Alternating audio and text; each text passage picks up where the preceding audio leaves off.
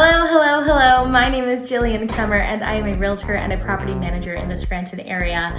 And I just wanted to talk really fast about renting versus buying.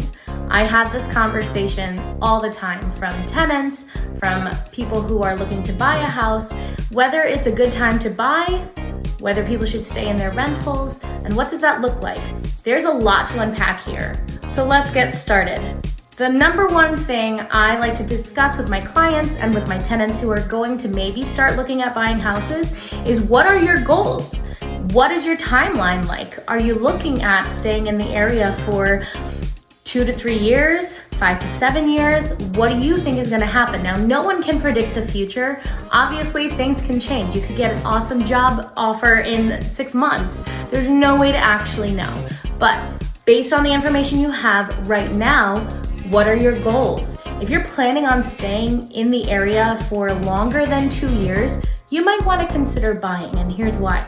After that 3-year mark, you've kind of broken even on your transfer taxes and your closing costs and all of those extra fees that people are afraid of when they buy houses, and that's when you really start to see the equity build in your house.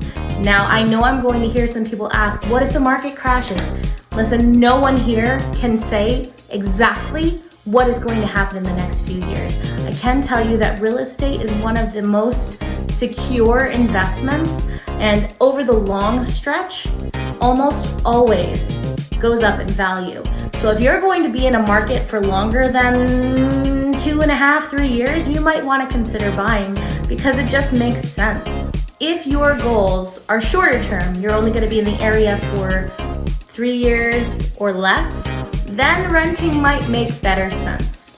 You won't be having to come up with all the money for the down payment with the bank, for the closing costs, and you won't have to pay transfer taxes. However, the rents in this area have gone higher and higher and higher. And that's not because, landlords are greedy. That's because landlords are dealing with their own expenses, and that's where the rental market is. So I deal with a lot of renters who are saying, oh, well, my rent is just as high as a mortgage payment, I might as well buy. Well, pause just for a second, because if you're going to be leaving in the next 2 years, you're gonna have to pay all those transfer taxes all over again. And then when you balance it out, it probably doesn't make much sense to buy a house.